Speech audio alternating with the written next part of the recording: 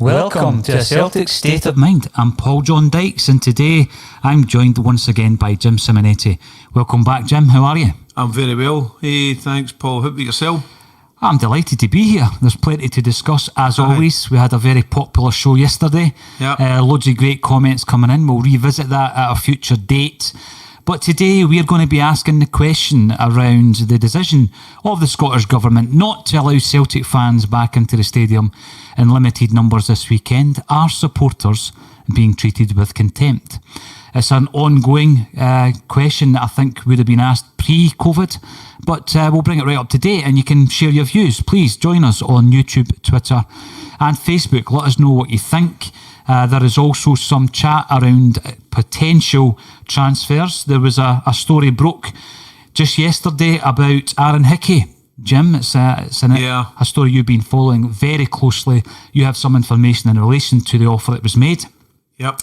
David Turnbull still looks as though he may be about to sign for Celtic, and there's a few other names flying about, and we'll also look ahead to tonight's European game, Jim. So we'll start off with Aaron Hickey. Aaron Hickey's a player that you have a fair bit of knowledge about. You were aware of the discussions that were ongoing, Jim.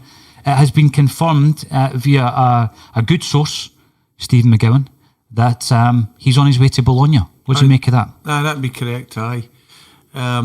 You look at it, sometimes the talk goes quiet, but there's things getting done in the background and trying to get these players to sign for Celtic. So Aaron Hickey, Bologna, 2-year deal, 1.3 million up front, rising to 1.8 depending on the games played by him. So well done to him. But I'm disappointed that he's no came to Celtic. But you've got to understand that Celtic were very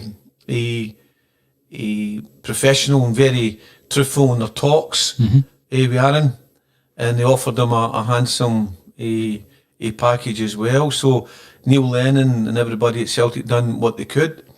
The president of Bologna has given Aaron a fantastic deal. So well done to him. And so Celtic are still in the market for a left back, and it'll be an experienced left back that should be a first team, or he should be a first team regular in there. So the Aaron Hickey deal, Celtic's done everything professional in dealing with Aaron, and he's chosen, after discussions with his family, that Bologna is a fantastic deal and one that he couldn't turn down. He couldn't refuse. As the Italians say sometimes, Jim. It's one of these things. Aaron Hickey, 18 years of age, if he comes in at this stage, he would not be Celtic's first choice left back, no. I would suggest. And he's gone over for talks with Bologna, and reading through the lines, between the lines rather, Jim, I would suggest it's obviously been a wages offer that's been made by the Italian club, and Celtic have met the demands of the club, the selling club, Hearts. Yep. So it's farewell to Aaron Hickey and all the very best over in Italy in Serie A. Absolutely, and but I don't think we've heard the last Aaron Hickey being linked with Celtic for the near future. Well, with regards to the left back position, it does beg the question. We mentioned a couple of names last week in relation to who could be brought in. I was looking at tonight's game. I was writing down my predicted 11, and I'm going to be playing without a left back. I won't tell you my team at the moment, but I don't think we have what I would class as a first choice left back yet. Not at this time. Having looked at the performances so far of Greg Taylor, I would be far more confident going through this important season, Jim, if we bought someone who would be your first choice with maybe Taylor as the backup. Yeah, maybe I'm thinking of a comment I made the other day there regarding the game at the weekend with Taylor. I said that he didn't possibly look as fast, or he wasn't on his game. Maybe that was unfair. maybe he's still carrying an injury and he couldn't really get going the way that he's wanted to go. So still a good left back for us. But is he the left back that we're looking for to be a solid back four? Somebody that's a wee bit more stronger than him, somebody that's got a wee bit more experience. I think we are looking for that player, but nothing against young Taylor. No, it was an interesting. I always thought the Aaron Hickey interest was fascinating because I don't see him as a first choice Celtic player. No, but did you see him in front of Taylor? No. So I thought he was a backup. He was a backup. He's a backup. So if a club from Italy or Bayern Munich who were said to be interested come in and let's say, and I don't have the figures, let's say they offer double the wages to a youngster like Hickey. It's a no-brainer for him. Yep. Celtic have met the asking fee of Hearts. Yep. It's out our hands there, Jim. Aye. And the thing is as well, in Celtic, I'll get 30. I thought it was 25%, but it's more around about the 30% mark. So if Bologna take him as he is at the moment, they smooth him up and make him more a polished player. And if they do sell him on, then Celtic, they don't lose out. They lose out in the player at the moment, but later on down the road, they're still getting part of a fee, a selling on fee. Yeah, you're right. You're absolutely right there, Jim. Now, what I'll do before we move on to any other players who have been linked to Celtic, and let's be honest, there's loads of players being linked at the moment, we'll have a look at some of the comments being made live on YouTube, Facebook and Twitter. Thank you everybody for joining us on YouTube. If you haven't done so already, please subscribe. Everything we do at A Celtic State of Mind is free of charge. So get subscribing, follow us on Facebook and Twitter as well. And Colin Watt, who will be joining us tonight for the live game against Ferencváros. Colin Watt states, only football fans. The government's response to this scenario is a disgrace. What does everyone else think? It does feel as though football fans are singled out for a specific method of treatment when it comes to, certain bars and pubs being allowed back in. Yeah. It comes to a proposal that Celtic made, which sounded as though, in my view, Jim, Celtic were trying to pave the way for more fans to get in. So this was just a test. I think the figure was 700 that was proposed that could have been done, and it's been knocked back. So Colin reckons it's something that signals an attitude towards football fans. What was your initial thoughts when you heard that news breaking today? Surprised, Paul.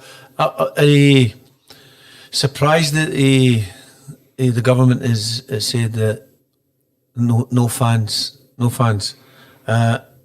First of all, safety. Safety is first and foremost. But football's a part of all communities, and it's very important. It's very important. That small number, would it really have made a big difference if they were spread across the stadium in the way that the club was planning to do it? I don't know. I don't think so. I don't think so. But I think the message is very clearly that you football guys won't miss us a bit. No, you're right. No, I think it does come down to that. We had an excellent discussion yesterday, myself, you and Stevie Mullen, all around the offensive behaviour at the Football Act, which was a big part of the discussion. And again, that brought in, we're constantly told that football and politics can't mix. You can't have a banner that's politicised because you'll get fined. But politics is constantly becoming involved and embroiled in football. And this is yet another example. And I understand they've got to, because they have the final say on that. But, I think everybody of A Celtic State of Mind last night knew what the proposal was, because it spread like wildfire. It was getting shared in WhatsApp groups, all this kind of thing. And I remember looking at that because it was sent to me directly, thinking to myself, I'm not going to share that because obviously it shouldn't be out there in the public domain.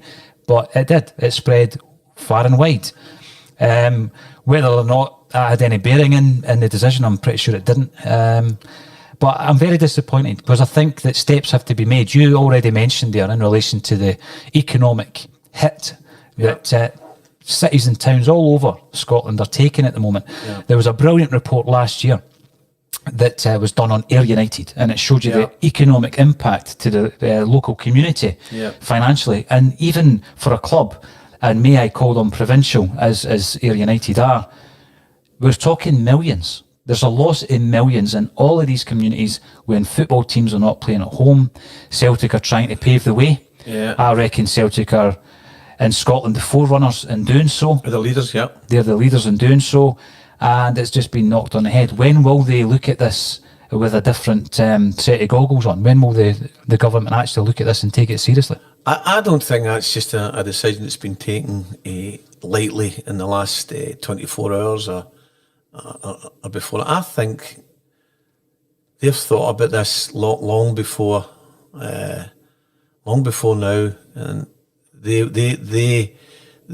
go, no, we're not doing that. We're not doing that. We're not letting Celtic, or we're not letting any other club think that they can just go ahead and get people in without us being in total control. So they've gave the actual what date, Paul, now are they given for the fans to get in? I don't think there is a date, is there? No, I know that there had been a proposal around about the first Celtic Rangers game. Aye. To try and get fans on the ground before then. Well, I don't think they will.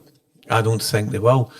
And the reason that I don't think that they will allow the fans in is, this is just my thinking, that if there's fans in at Celtic Park against Rangers, some people might look at that as an added bonus to the team having their fans in there.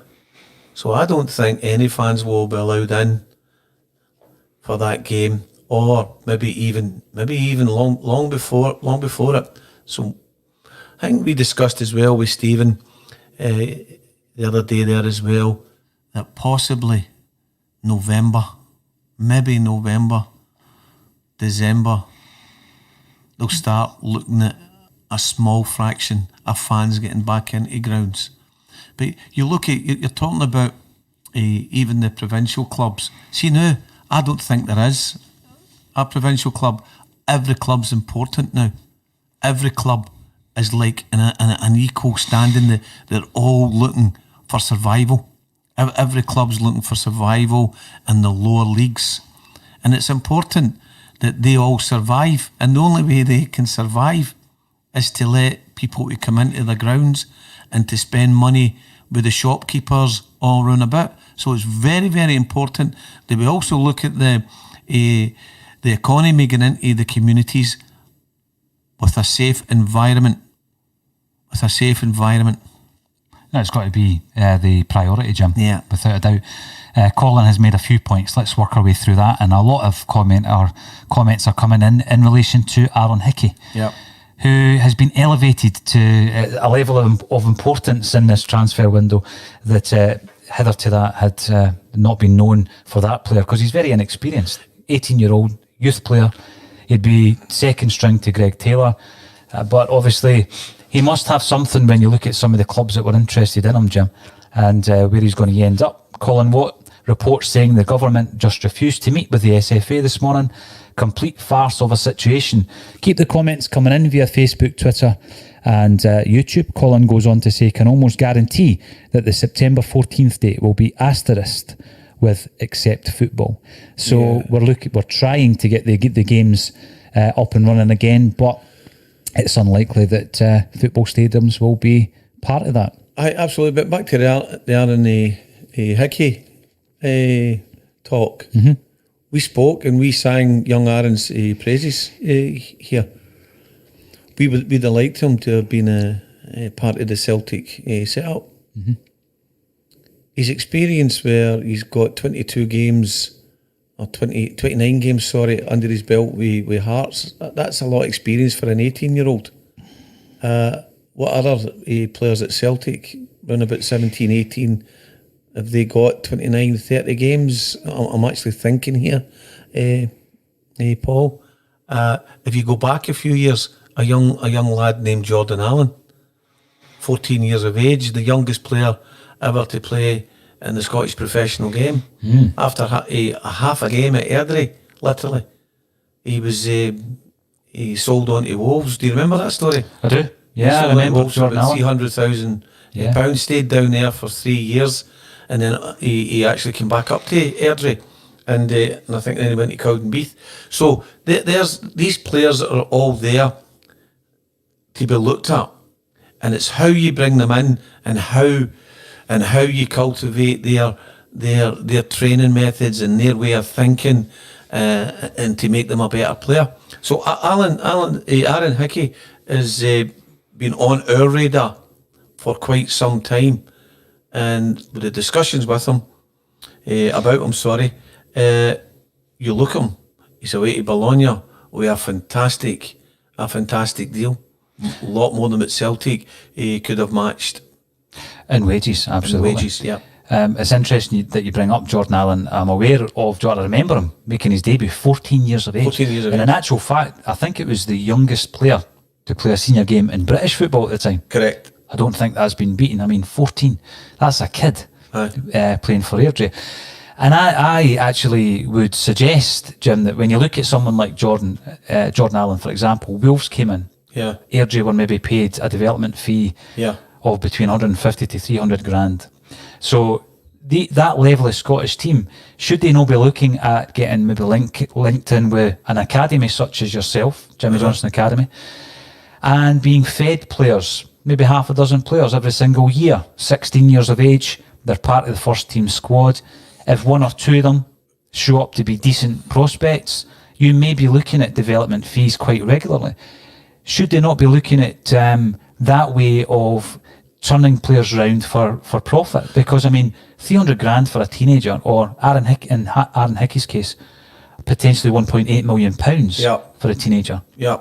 In Scottish football terms, is so valuable. But I don't see many clubs doing that with the young blood, bleeding them in maybe in the second or the third tier. No, they don't. But that should go back to like similar to the old S form way back there, Paul. What you're kind of putting across. That would work, but whether these professional clubs now, they wouldn't back that. But the whole pro youth system and the way that the young players work in there is that's a complete show in itself for that. But giving youth the opportunity and the chance to progress as young footballers is important, and how it's done, I think we all need to get around the table whenever we think about that. Oh, definitely. We had a good discussion, didn't we, with John Colquhoun just about 4 weeks ago in relation to youth football. Colin Watt also has an opinion on Aaron Hickey. He says, Hickey would have been a waste of a signing, in my opinion. We need a first team left back, not a project. At least we get a percentage of the transfer. What were you saying, 30%, Jim? 30, aye. I don't think he'd have been a waste of time a sign. But Colin's got his own opinion. Don't think he's a waste of time. Obviously, Bologna, don't think he's a waste of time. Think about it. It can't be a waste of time. He's going to be up against Ronaldo and various players of that ilk, and maybe Messi. So when he's in there, Bologna, if they get him on the park and he's playing against such players in there, then wow, that's great. That's great experience. That's fantastic experience. And we'll all remember Ryan Gauld. We'll remember Ryan Gauld showing someone amazing, remarkable kind of potential at Dundee United, goes over to Sporting Lisbon. I think it's taken him a while to find his way in Portugal, but he's playing regular football now. He's still young. He's another export who, in the future you would hope players like that would also represent the country, Jim. Aye, correct. But back to what Colin's saying there as well, we were looking at Aaron to go in at Celtic. Celtic, when they've paid the full 1.3 million, they'd have paid the 30% less than that. They were taking him in there as an investment, not necessarily as a first team player, but as a backup player with a long term investment. So that wouldn't have been a waste of a time with a long-term financial investment in there as well. Yeah. So what will Celtic make from that deal? 30% of the eventual 1.8. Aye. Okay, so Alistair Jack via YouTube mentions, yes, definitely are treated badly, but on the other hand, it means you don't open a can of worms. Well, the suggestion yesterday was that the government wouldn't have allowed, let's say, guys like me to travel to Glasgow. They would have preferred the G postcode. Yeah. I can understand that. I would have been out the ballot because I don't live in the area, but the government wouldn't have wanted people travelling into Glasgow to watch a Celtic game. So there was and we had a whole show dedicated to that subject. There was always going to be unhappy fans anyway. Of course. But I personally wanted to see progress this weekend. I wanted to see the test game and to see how that could progress. Hopefully to allow, fuller stadiums as we go ahead. That would have been progression. We've got to start somewhere, Paul, for progression to start. And Saturday would have been good. Okay, a G whatever postcodes, and that was the way to go. Was it a fair way to go? Obviously they thought it was, but it's not going to happen. So it doesn't matter what your postcode is now. Not going to happen. Postcode lottery. Postcode lottery. Sean Ross, YouTube. Welcome to the show, Sean. Yeah. And if you've not yet subscribed, please do so on YouTube. Hail, hail, boys. Loving the shows. Kept me on a good level. Thank you all at Axon. Well, we do produce podcasts every single day, Jim. Yeah. We produce live broadcasts. We go out on various platforms. And we continue to bring in new guests, not just for the bulletin and for the match days, but we will have bespoke one-to-one interviews. We'll continue with that. That's what we used to do far more regularly during the lockdown, I think, on a daily basis. We were doing a lot of interviews.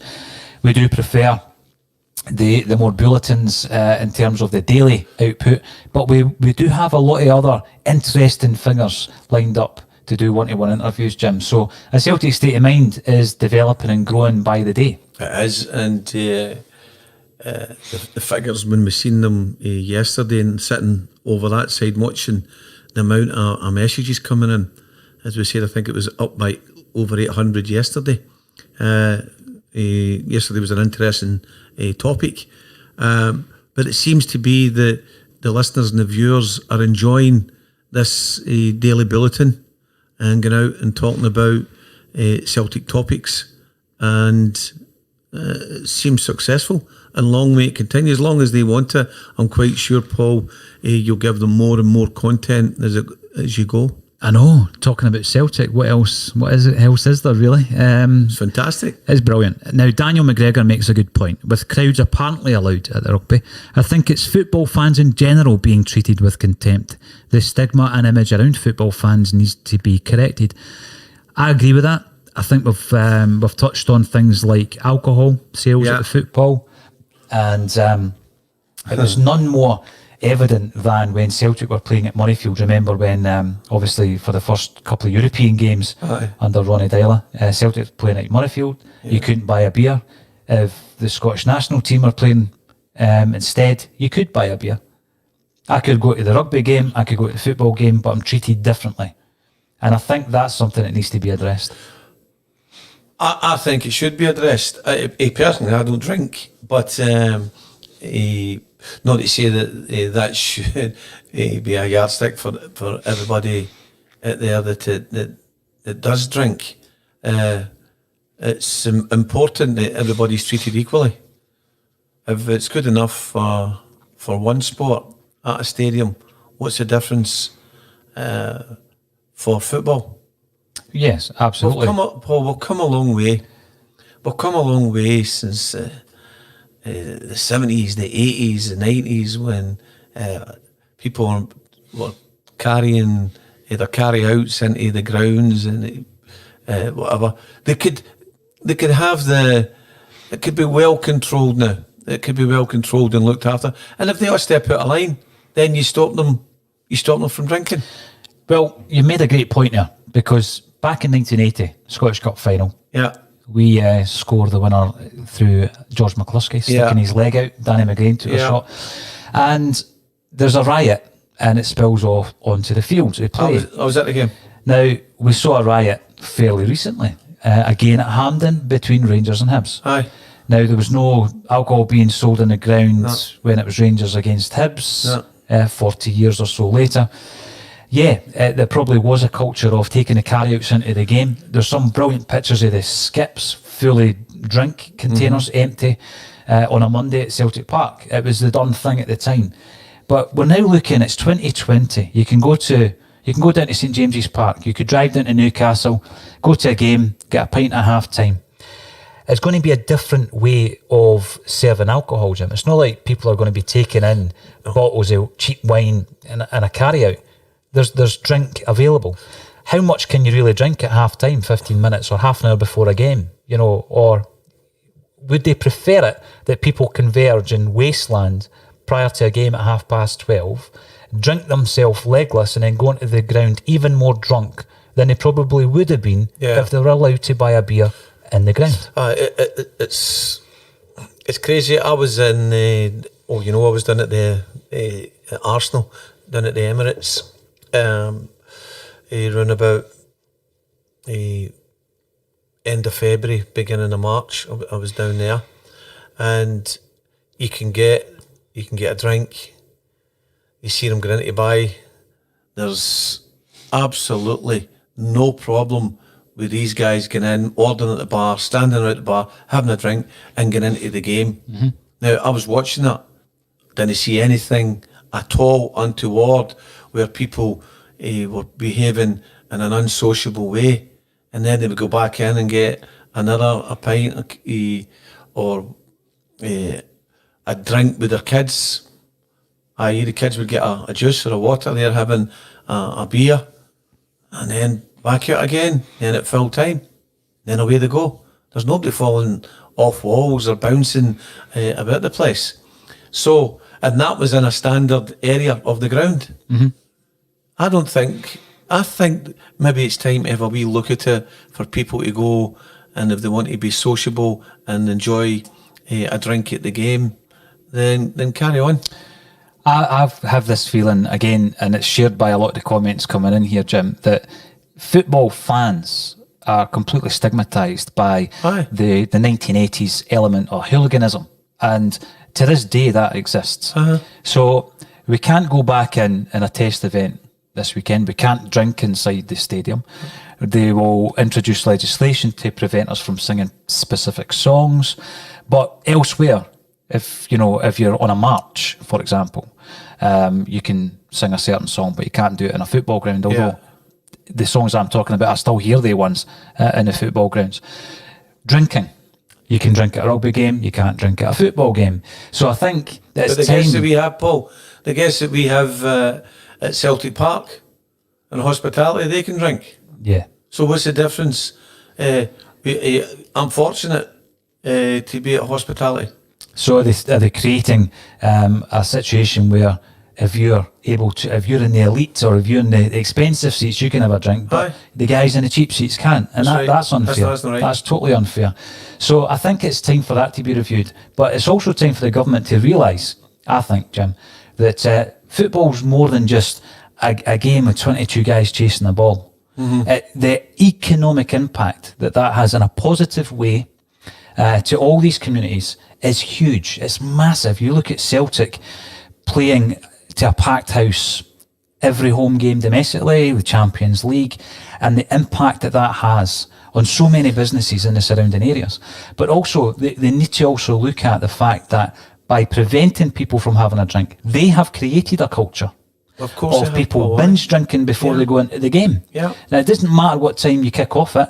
They will find a way, if they want to have a drink before the game. So you're on waste grounds. They're drinking strong lager, strong wine before they go in. They're binge drinking, which surely is a priority to prevent binge drinking, obesity, all these things in terms of the health of the country. So they need to look at it from that perspective. I think they need to completely review the way they look at football in this country. So what are we saying? It is discriminated against? Absolutely. 100%. So let's say it. So it's discriminated against. So you look at when the guys go to the games, all supporters, okay? We're not talking just Celtic supporters here. All supporters are going to the game. So they get to somebody's street or whatever, so we're standing about there having a drink. Not necessarily in Glasgow because it's not allowed, but they go to away games. They go into these stadiums, they can't get a drink, but if they could, then it takes them away from the streets and the neighbouring environment. Yep. They can go in. So that takes away a bit of unsocial behaviour from running about there for the neighbours and all these people who live near a football ground. So get them in. And all the secondary issues that creates, like littering, Jim, and urinating in gardens and all that stuff. Aye. If you're in the stadium, it's contained. There's facilities. Aye.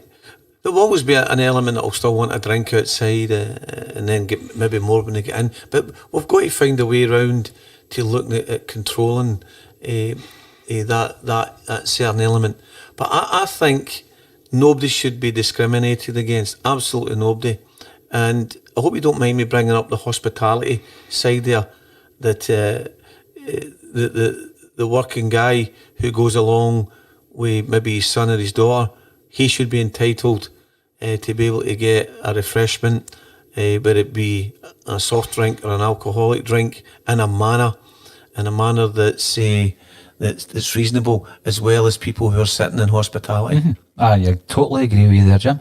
And more points and comments are coming through. Keep them coming via YouTube, Facebook and Twitter. We'll work through as many as we possibly can. Joe C, you're commenting on YouTube. Greetings from the Emerald Isle. Thanks for joining us. And subscribe to us. Keep watching A Celtic State of Mind. Best of luck to Hickey. If players don't want to come to Celtic, that's fine.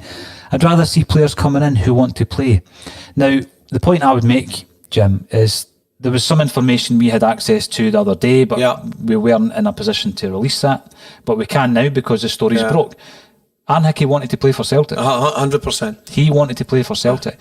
But it gets to a situation where, very much like McGinn, if the teams agree on a fee, then Celtic come up against, let's say, an Aston Villa in McGinn's case, or a Bologna in Hickey's case. We're never going to match the wages that these clubs can offer. No. And Celtic were professional and done everything they could to get Aaron Hickey to sign. And Neil Lennon was very professional in talking as well with the young player. I think the world of Neil Lennon. I think he's a fantastic manager. I think he's matured as a manager. He's matured dealing with people. And I believe that they have done everything possible to get Aaron Hickey. But again, the personal deal with Bologna is he's away to Bologna.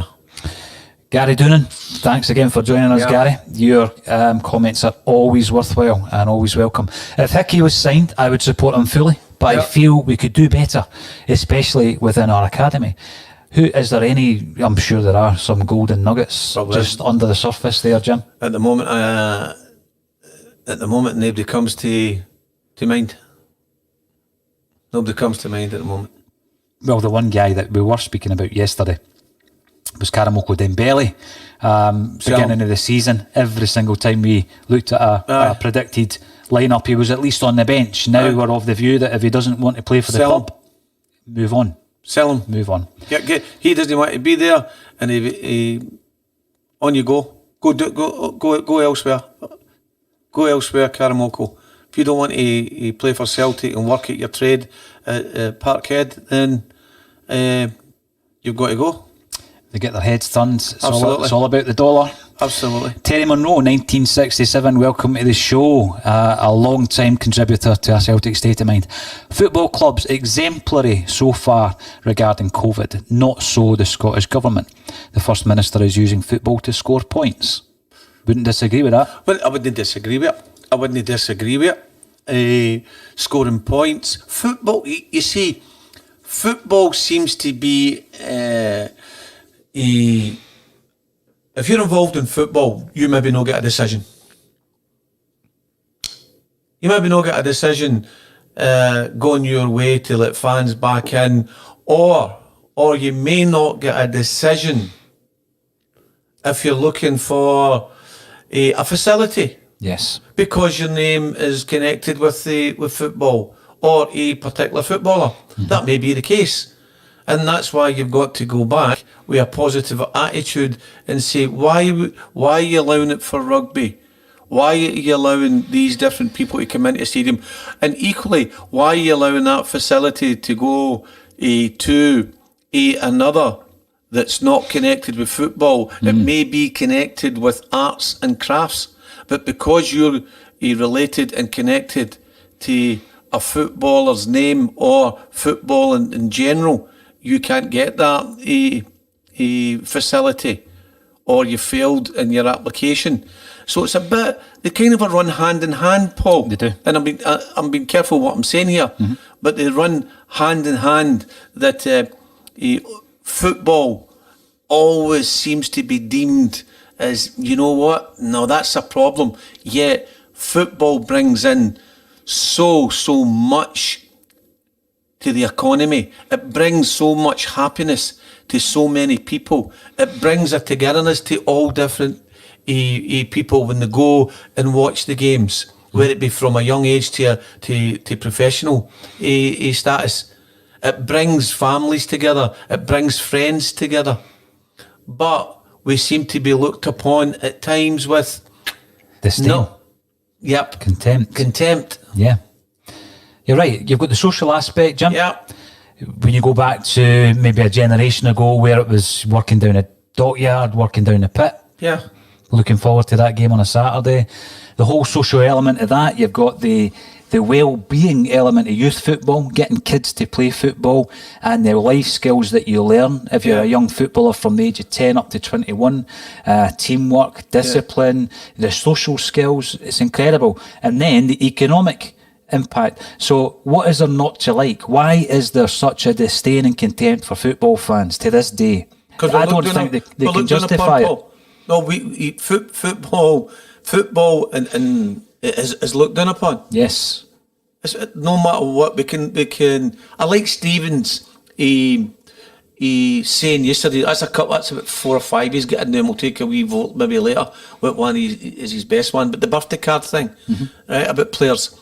So let's put it all to the side and kidding on. Football fans are looked upon as second-class citizens. Even the most successful businessmen in the country, they support football. Yes. They get involved in football. Businessmen, businesswomen, my apologies, male and female. And yet, when it comes to decisions from certain parts of the government, it's still frowned upon. I think they still look at, it's trouble. It's trouble. Now, there could be certain people that would actually do away with football because they're not involved in it. It's no their gig within politics. Or we can do with it that. We can get rid of Celtic, we can get rid of Rangers, we can get rid of Aberdeen, Hearts. Well, if it's too much problem.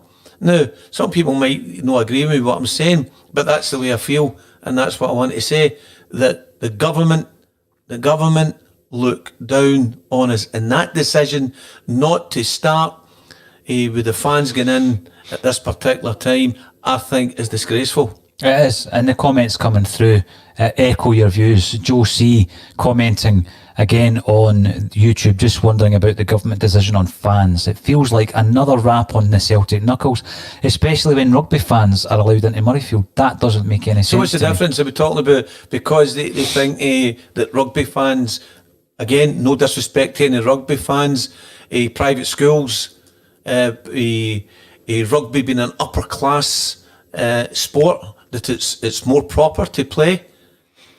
Really? I don't think so, because the people that we know, and many people in Scotland, Glasgow, didn't go all over Scotland, Glasgow, Edinburgh, Aberdeen, Dundee, all the various cities may not have been educated in private schools and public schools, but my goodness, they've climbed to the top of ladders and companies throughout the world. Yeah. So maybe it's a social, maybe it's a class thing as well. Definitely is a class thing. There's no doubt about that. You look at horse racing, the races, big day at the races. Everybody gets their frocks and their suits on. Yeah. Carnage.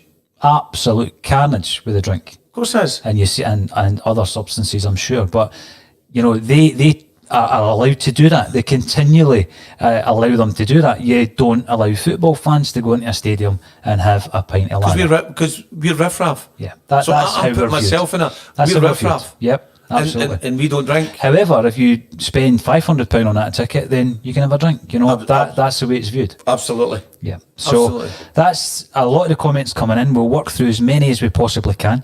Vice Point Studio, welcome back to the show via Twitter, Periscope, directly or indirectly. A classist stance by the SNP.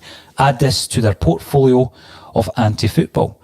Now, do they not feel, or do they not realise as well, Jim, that this could be something that would affect the support of the party? Because, if they are viewing the football as fans, as the underclass, why would you vote for a party that views you as the underclass?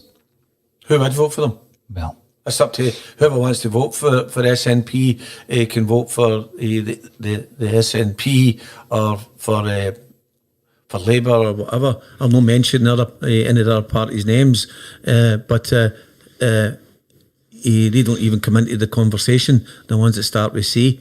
I think people are entitled to vote for who they want to vote for, but see if they look at it and they say, why are they not allowing the football? Why do they look at us the way they're looking at us? Why are they stopping? Why football? Why football? They're anti-football. That's what Vice Point Studio says, and I think they're anti-football fans, which is a big one. Just going back to maybe can I come in there? Sure. Maybe what was it you brought up yesterday? And it was overturned in 2018. That was the Offensive Behaviour at the Football Act. So maybe they're getting their bit back on that, right? They lost that, didn't they? Yeah, they lost that. So they're going, really. So how do we get this back again? How do we sort this? So that could be the case. Well, I think they need to get up to date with how football has changed, Jim. 1980, you're standing on a terrace and people are taking carryouts into the grounds. Yeah. 2020, fast forward 40 years, first biggest change that you've got there is all-seater stadia. You've got all-seater stadia, so you can identify every single individual in every single seat at Celtic Park, by and large. So there is no issue in relation to allowing people to have a drink in the ground. But let's get them back into the grounds first. Get them in first. The alcohol is yet another example of football fans being treated with absolute contempt by the authorities. So another point coming in on Hickey, who was spoken about at the top of the show. Taylor's crossing is questionable. His crossing usually gets blocked, and he turns back all the time when he should be releasing the ball quicker. Douglas at Leeds is the best one mentioned to us, and he would do as a turn over the next couple of years. Solid defender, goes by full-backs with some cracking deliveries. Don't know if I'd go for Douglas. Now, I think Stevie Mullen is a fan. Oh, good. Hi, Stephen. Stevie's a fan of Douglas at left back. He's got the experience. He's 30 years of age. He's played in Poland, Scotland, England. For me, in terms of a first choice, if you bring Hickey in, he's your second choice. If you bring Douglas in, I think Douglas is your first choice. Douglas would become the first choice, but I don't know. I don't know if he would be for me. I don't know. Well, is there any other names that's been mentioned? Please let us know if there's any other rumours, because we know there's plenty of players being linked to Celtic. David Turnbull has got fans excited. I think universally we would be more than happy if he comes in. Midfielder. £3 million is the mooted fee. A couple of other names that have been mentioned over the last few days. Noah Lang, who is an Ajax winger. Celtic are looking for a loan, but there are a host of other clubs looking to actually pay over £7 million for that player. So let's see if that develops. That story was broken by Ronan Murphy of the Goal website, which is a very popular site. Caleb Ekuban, Neil Lennon suggests that he's never heard of him. So he's a Trabzonspor forward coming over from the Turkish leagues for over $7 million. Lenny says that's not going to happen. And of course, the other one is Shane Duffy. Will he, won't he? No, that's... Although things go quiet, as we said at the beginning of the show, it doesn't mean to say that it's dead, or is saying, what is it, out of sight, out of mind. Doesn't mean to say that you are out of mind. I think Duffy's still in there where a shout come. I thought, and I actually would have liked his deal to have been done by now. So what is the hold up? If there is a hold up, I know when they come up, they're up at St Andrews. Brighton's up at St Andrews training. Brighton's a good outfit, good team, good coaches. Billy Reid in there as well. Billy's a good coach. I used to work with Billy when I was at Clyde. He's a very good coach working with Brighton, and he'd have been talking to Shane Duffy, having a laugh with him about Celtic and what it would be like to come here and play. But even though Shane Duffy will already have known everything about Celtic, so that would be great to have that tied up if he's going to come. I think so. When I look at the squad, personally, I don't think we need another striker. No. I think if Turnbull comes in, we're probably a bit top heavy when it comes to midfielders. Yeah. We are moving Roderick out. Encham has been linked with various clubs. I want him to stay. I think we need somebody to back up Jamesy Forrest. I liked Forrest going out left at the weekend. He played extremely well out left. What do we then have on the right? Really, the only cover you've got then, Jim, is Frimpong. So I think we need somebody on the right, and we need a left back, and arguably another right back, because you've got El Hamid, who I like a lot. It's amazing that we've let some cracking left backs go, isn't it? It is, yes, I know. Hickey being one of them, of course. Yeah. Andrew Robertson. Yeah. And more recently, Kieran Tierney. So we are looking for some fullbacks. I think Celtic still needs 3 players. All right, Paul, one of your listeners there, or viewers, was actually saying that Taylor, when he goes up the channel, his delivery is suspect. I think it was about 6 attempts at delivery in the game at the weekend, and they didn't get anywhere. Didn't get past the first man. And he didn't want to get by on the 1v1 as well. But again, as I said, I apologise. I don't know if the young man was as fit as he should have been. But if he does his job coming down that left attacking channel as a left back attacking, and he gets that ball into the box, he's done his job. If he does that 10 times out of 10, then it's down to the strikers and the supporting attacking midfield to put that ball away. Then great. So maybe he'll work on his game even more.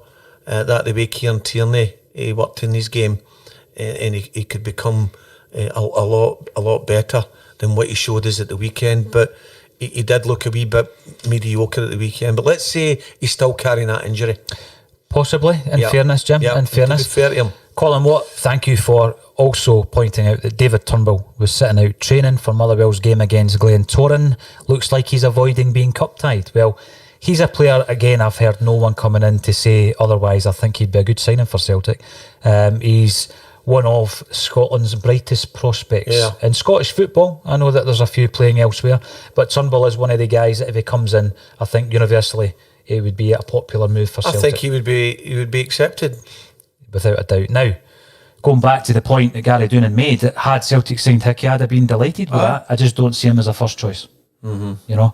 Anyway, tonight, big game, European game, Ferencváros. We did a European preview podcast with Kevin McCluskey, who is based in Budapest. So listen back to that. It gives you the insight on Hungarian football and on Ferencváros. Since then, he's appeared in all the tabloids, all the top news sources. Aye. But he gave us the exclusive, Jim. He did. Gave us the exclusive.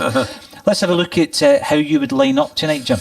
I would, again, I'd go for a 3-5-2 because that's my favoured formation in attacking.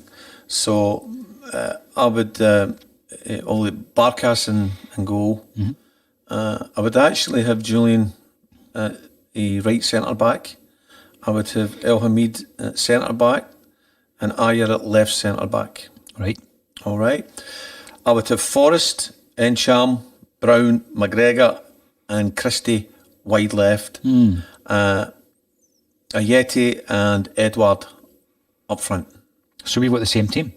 I think I'm playing El Hamid right centre back. Right, okay. Julian in the middle, but we've got the same lineup. Jim. So it's the same lineup. We've been Elanusi, Frimpong, Kamala, and Beaton as my backup players on the bench. The only change I would make to that, I would have Taylor in for Frimpong, because I think that if he's not carrying any injuries, if he's not carrying an injury, simply because El Hamid can cover your right back, but we're a bit short at left back if necessary. So just to recap for myself: Barkas, El Hamid, Julian Ayer, Forrest Christie, Brown and McGregor, Encham, Ajeti, and Edward. So more or less the same. It'd have been interesting what Stephen would have had today. As well in his team. I don't think they've been far away from that. I think they've been very close. The one change I think maybe Neil Lennon would make differently, and he's the gaffer, so I'm not going to argue. I think at the moment, for some reason, Ayer's not starting games. Beaton might play there instead of Ayer. But if it was me picking the team, that would be my side. I would have Ayer in there. So I'm hoping that we have a comprehensive victory this evening. It's going to be harder than it was last week, Jim. I think so. But I think as long as we get through, I think I'll go for Celtic for a 2-0 win tonight. 2-0. Well, again, Gary Doonan, good point on past couple of games. Beaton doesn't deserve the chop. And I think that will be how Neil Lennon will view that. I would be surprised that Beaton doesn't start, but he's not in my own predicted lineup. He's not in mine, but Gary's no far off the mark there. That Beaton in the last couple of games he's played with, but we're no missing anybody out because of the bad games here. I'm just putting that in that team there because I think that suits. They complement each other round about them, you know. So Encham, I would have as yourself. We had a wee discussion. I would have him as the attacking midfielder, and McGregor as attacking midfielder as well. But McGregor dropping back into a more defensive role as well with Brown, because we know Brown is going to be a holding player in there. But obviously Christie, on the flanks, you've got Christie and you've got Forrest, and that's a gig, that's a shift for them up and down, attacking, coming back, midfield defending, and going back into defending with the midfield defending with the defenders. So that's a shift for the two wide players. But Christie and Forrest can handle that. They've got a good experience now, especially James Forrest as well, and a great servant he's been. Now we hear that word quite a bit. The different players have been great servants, but James Forrest has been brilliant. He's been brilliant, but I'd still like to see, like yourself, somebody coming in and giving James more of a challenge on you. I don't think Frimpong would give him as much as a challenge as maybe a fresh face coming in. Who that fresh face is at this particular time, I don't know. But we've still got plenty of time in the market to have a look round about to see who we can bring. It'll be good on the bulletin on transfer deadline day, Jim. Oh, that'll be interesting. Here, I'm pretty sure that'll be a full house that day. That'll be a full house. We'll be back tonight. We'll be back at 7:15 or so for the live match day coverage. We'll be staying with you until 15 or 20 minutes after the full-time whistle has blown at Celtic Park. Today, or this evening rather, I will be joined by Colin Watt and also Kevin Maguire, the country pop star, is going to be joining us. I'm not sure if he's bringing his acoustic guitar. Hopefully he does. And we can get a few tunes at halftime as well out of Kevin.